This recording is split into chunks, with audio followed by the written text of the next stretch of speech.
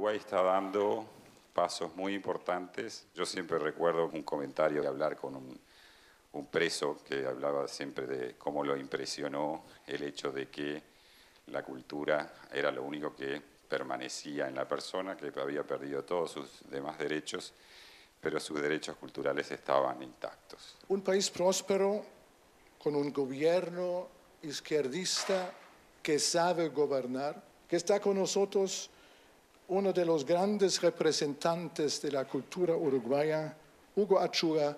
Muy bienvenido. El Uruguay es un país democrático, lo fue desde principios del siglo XX. Hemos planteado un gran énfasis en la institucionalización cultural, pero fundamentalmente también en la democratización cultural.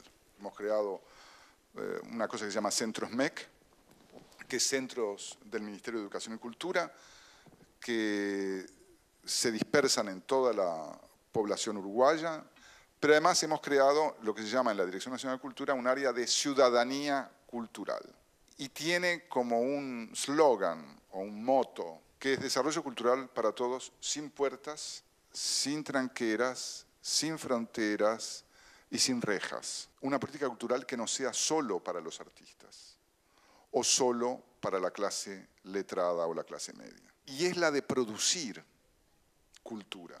No tenían medios para producir su propia cultura. No se puede grabar un disco si no se tiene un estudio y las condiciones particulares. Ahí el Estado uruguayo, unido a los centros MEC que tienen el acceso y la alfabetización digital y centros culturales en todo el país, más la creación de lo que llamamos usinas culturales, que son centros de filmación y de grabación de música, con la asistencia de profesores, pero con una condición. En las usinas culturales nadie impone contenidos.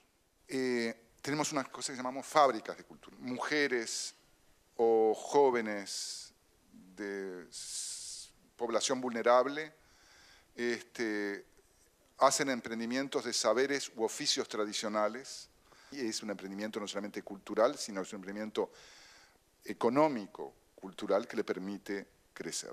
En Brasil, en las favelas también, en este proceso de la pacificación de las favelas, están usando también la cultura, producir adentro cultura de una favela. Tenemos una gran coincidencia con Brasil, estamos trabajando con Brasil para instalar en la frontera de Uruguay y Brasil una institucionalidad que se nutre de la experiencia brasileña de los puntos de cultura y las usinas y fábricas de cultura. A lo que estamos apuntando es a cambiar lo que es o lo que tiene que ser el espíritu de una política cultural. Ninguno de estos hombres y mujeres van a perder nunca el derecho de crear culturalmente. Estás insistiendo en los derechos culturales y derechos humanos que coinciden más o menos.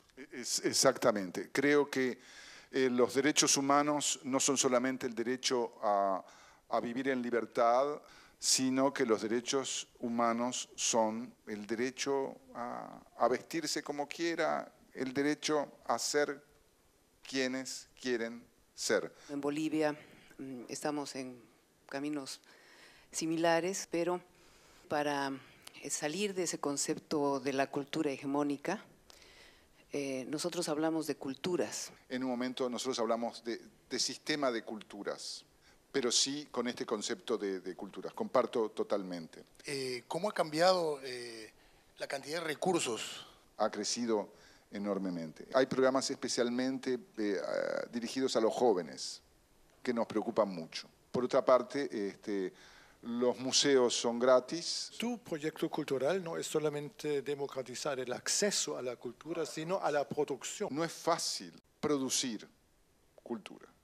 Hay instrumentado una serie de fondos, pero además hay una ley de mecenazgo, que es una asociación con los privados, para financiar proyectos. Tenemos que agradecerte mucho que estuviste aquí y que hemos aprendido tanto de este proyecto de la democratización cultural. Muchas gracias.